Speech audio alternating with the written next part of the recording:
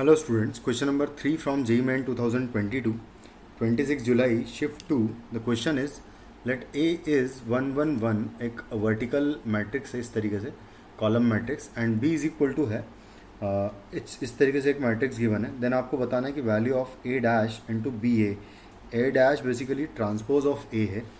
तो देखो मैं यहाँ पर लिख देता हूँ कि A डैश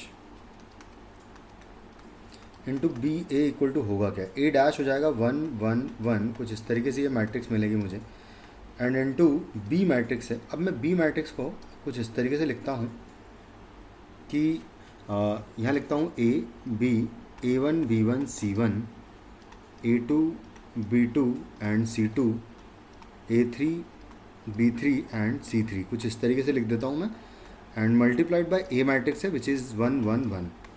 तो सबसे पहले मैं इन दोनों मैट्रिक्स को आपस में मल्टीप्लाई करूँगा तो आएगा फर्स्ट कॉलम का मल्टीप्लिकेशन, सॉरी फर्स्ट रो का मल्टीप्लिकेशन फर्स्ट कॉलम में करूँगा तो आएगा A1 plus A2 plus A3 आ जाएगा फर्स्ट एलिमेंट. और फिर जब इसी का मैं सेकंड कॉलम में मल्टीप्लाई करूँगा तो मुझे सेकंड एलिमेंट मिलेगा फर्स्ट रो का ही, यानी कि B1 plus B2 plus B3 आएगा, एंड यहाँ पर आ जाएगा similarly C1 plus C2 plus C3. कुछ इस तरीके से ये मैट्रिक्स मिल जाएगी जिसका मल्टीप्लिकेशन जब मैं 1 1 1 में करूँगा तो यहाँ पर सिर्फ एक ही रो है और यहाँ पर सिर्फ एक ही कॉलम है. तो इन सब का इस रो का इस कॉलम में मैं मल्टीप्लाई कर दूंगा तो देखो आएगा क्या, ये सारे एलिमेंट्स बेसिकली ऐड हो जाएंगे. तो A1 plus A2 plus A3 plus B1 plus B2 plus B3 plus C1 plus C2 plus C3 आ जाएगा, और ये एक मैट्रिक्स आ जाएगी 1 क्रॉस 1 की. तो बस इसका वैल्यू बेसिकली मुझे निकालना है. तो इनका वैल्यू निकालना है तो इन सबको ऐड कर देते हैं सीधा सीधा. तो ये लिखा हुआ है 9 स्क्वायर माइनस आ जाएगा 10 स्क्वायर, फिर है प्लस 11 स्क्वायर, फिर है प्लस 12 स्क्वायर है, फिर है प्लस 13 स्क्वायर, उसके बाद है माइनस 14 स्क्वायर, उसके बाद है प्लस माइनस 15 स्क्वायर है, उसके बाद है प्लस 16 स्क्वायर, और है प्लस 17 स्क्वायर. कुछ इस तरीके से ये एक्सप्रेशन मुझे गिवन है. अब देखो यहाँ पर मैं पेयरिंग कर देता हूँ तो कुछ तो थोड़ा सा फ़ायदा हो जाएगा हमारा.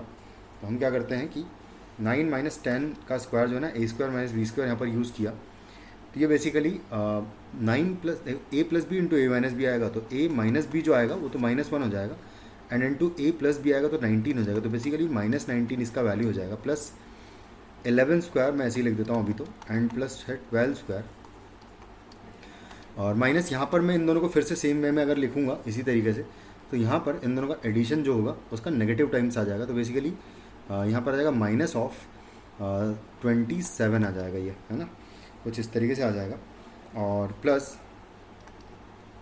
यहाँ पर भी मैं सेम इसी तरीके से लिखूँगा अगर, तो 16 स्क्वायर माइनस 15 स्क्वायर है, तो 16 प्लस 15 हो जाएगा 31, और 16 माइनस 15 करूँगा तो 1 आएगा, और प्लस 17 का स्क्वायर जो है 289 लिख देता हूँ. इन सब का भी स्क्वायर ओपन कर ही देते हैं ना.